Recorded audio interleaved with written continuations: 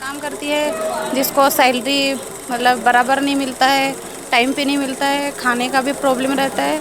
Economical problems है, local language से उनका बैरियर है, वो लोग कम्युनिकेट नहीं कर पा रहे हैं। हम लोग यहाँ पर काम करने आते हैं और अपना जीवन संवारना चाहते हैं। यही गुजारिश करूँगा कि उनको आउटसाइडर्स की तरह ना देखा जाए। वो क्या बोल रहा है, हम क्या बोल रहे हैं, हमारा क्या काम है वो हम समझ नहीं पाते हैं और मिसअंडरस्टैंडिंग में हम लोग गलती कर बैठते हैं। तो मैं आदिवासी हूँ, संथाल हूँ। अपने लोगों की सेवा के लिए जब भी आप मुझे याद करेंगे 24/7 आप कर दीजिए 25 घंटा मैं प्रस्तुत हूँ। A consultation meeting with migrant leaders was organized by the Indian Social Institute Bengaluru, providing an essential platform to address the meeting issues faced by migrant workers residing in Bengaluru. The meeting aimed to facilitate discussions, share perspectives, and develop effective strategies to overcome challenges and explore potential solutions for the welfare of the migrant community.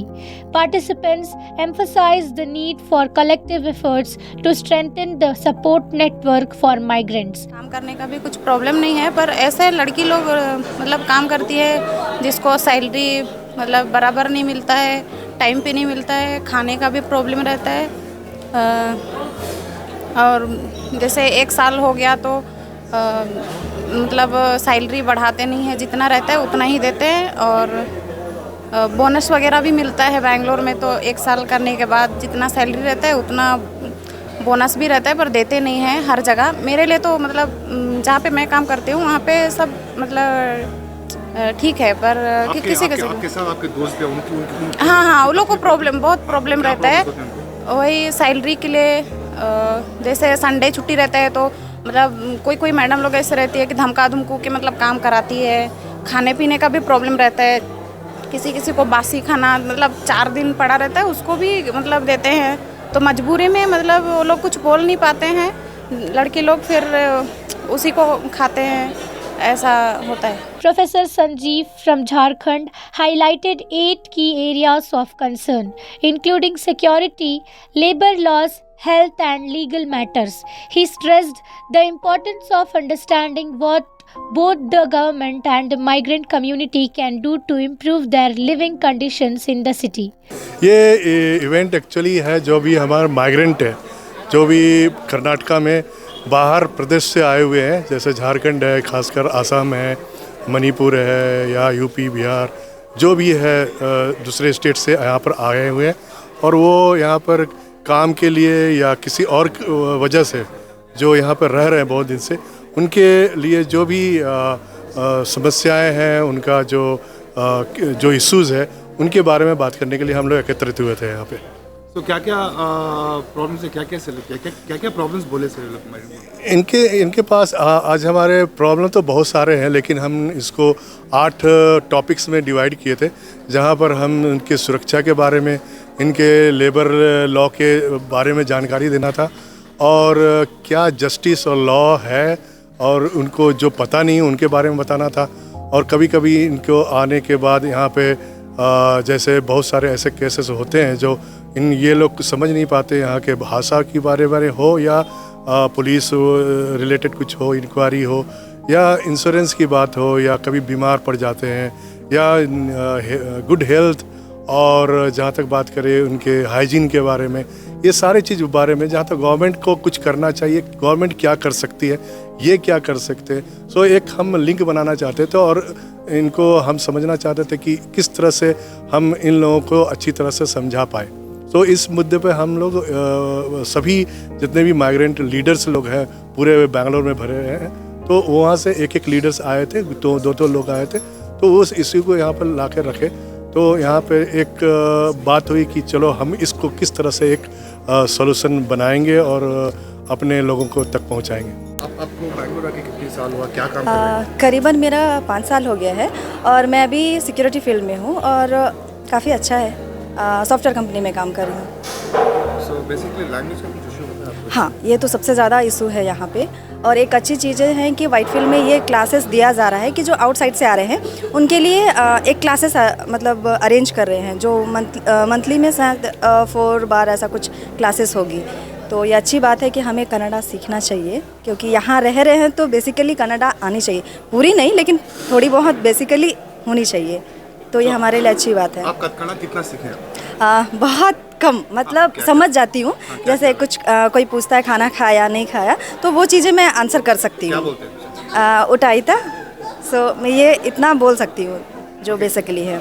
Organise किया गया वो मुझे बहुत अच्छा लगा, क्योंकि हमें यहाँ पे सपोर्ट मिल रहा है। खासकर हम बाहर से आए हुए हैं, तो हमारे लिए ऐसा कुछ था नहीं कि हम किसके पास जाके अपनी परेशानी बताएं। तो एक अच्छा प्लेटफॉर्म मिला हम लोगों को यहाँ पे कि हम अभी अपनी परेशानी को वहाँ जाके हम लोग शेयर कर सकते हैं, बोल सकते हैं, जहाँ से हमें सपोर्ट मिल सकता है। सो ये और जो प्रोग्राम अरेंज किया गया वो बहुत ही अच्छा था, मुझे तो बहुत अच्छा लगा। जैसे माइग्रेंट 1000 लोग, हाँ, तो कोई किसी ने आके बोला है तकलीफ में कैसे प्रॉब्लम है? अभी तक तो फ़िलहाल नहीं, किसी ने आके बोला नहीं है, मतलब खासकर हम लोगों के सामने में। हाँ, अगर कोई जो बड़े हैं वो लोग अगर आके बोले होंगे तो वो मुझे पता नहीं, क्योंकि मैंने अभी रिसेंटली 1 ईयर्स अराउंड में मैंने ज्वाइन किया है। So how you feel?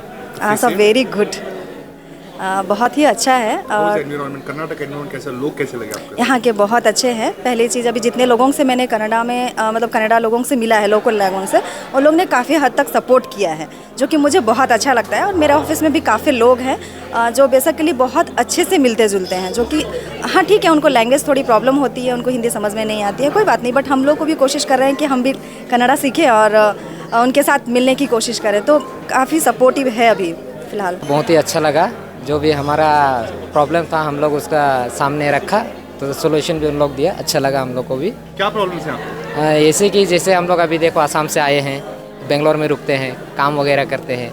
अगर काम करते वक्त तुरंत अगर कहीं 1 महीने 2 महीने बाद कोई अगर डेथ हो जाता है, मान लो कि हमारा फैमिली फ्रेंड्स या फैमिली में हो जाते हैं, तो ऐसे सिचुएशन में हम लोग क्या करते हैं कि डेड बॉडी हम लोग कभी कभार गाँव लेने के लिए सोचते हैं। तो अगर हम लोग का मनी शॉर्टेज का प्रॉब्लम रहता है, तो हम लोग को माइग्रेंस हम लोग का हेल्प करते हैं और बॉडी हम लोग घर पे ले जा सकते हैं। और अगर नहीं ले जा सकते हैं तो यहाँ दफन विधि के लिए जगह का कोई व्यवस्था कर देते हैं।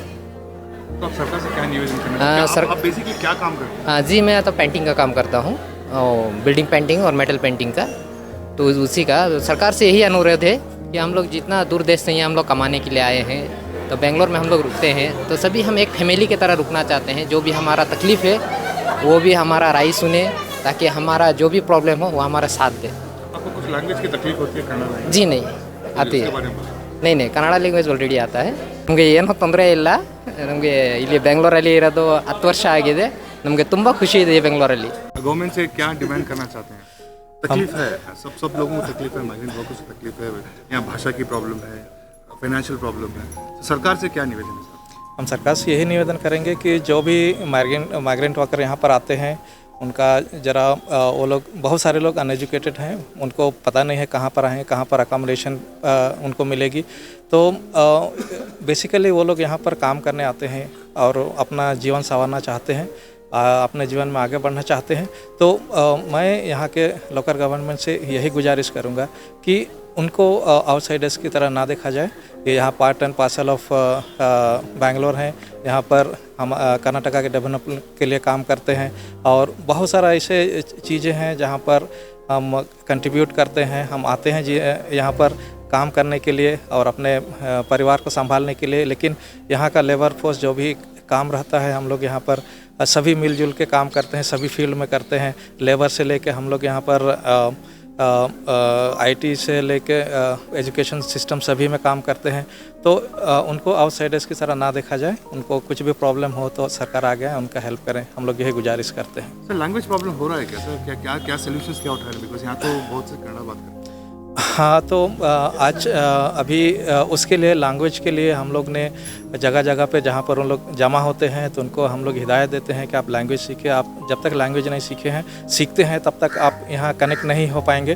तो हम लोग सभी को वही सजेशन देते हैं, सबसे पहले लैंग्वेज सीखिए, कम से कम बेसिक, ताकि आप उनको कम्युनिकेट कर सके, उनके साथ बात कर सके, वो क्या बोल रहे हैं उनको समझ सके। क्योंकि बहुत अगर कम्युनिकेशन गैप हो जाती है तो एक दूसरे को समझ नहीं पाते हैं, वो क्या बोल रहा है, हम क्या बोल रहे हैं, हमारा क्या काम है वो हम समझ नहीं पाते हैं और मिसअंडरस्टैंडिंग में हम लोग गलती कर बैठते हैं। तो अभी जगह जगह पे हम लोग ने कंडक्ट किए हैं कि जहाँ पर हम रहते हैं हम लोकल का सहारा लेके हम लोग कन्नड़ा भाषा सिखाने के लिए बोल रहे हैं दूसरों को भी। People who have moved from different places what we are trying to understand, when you move to a different geographical region, what are the concerns in terms of emergencies and other healthcare benefits which they can avail in a different district or a state. That's what we are talking of. Because the migrant workers are both, we have both male and female. What are the major problems they are facing? See, but the major point would be financial issues, especially most of them are from North India. So I was particularly talking about the travel expenses and in an unforeseen situation, what are the remedies for them or arrangements for them. So we are trying to bridge that gap for them. So this is primarily in terms of any kind of emergency, and healthcare benefit also we're talking, if somebody is from a very humble background, what assistance can we give to them? So, ma'am, these migrant workers, most of the job, what jobs are they into? Labor work, yeah, and people who are into different professions in terms of IT work or education. The major concern is ideally for people who are from humble background. My last question, how about the balance of the language barrier? Because we speak. Yeah, we had a discussion on that and we are trying to bridge that. Suppose you belong to any place, we were talking about, suppose you talk about Bangalore, Kannada, at least the basics of Kannada you should know, or talking about English. So we are trying to make that available to common people, that it bridges the gap between places.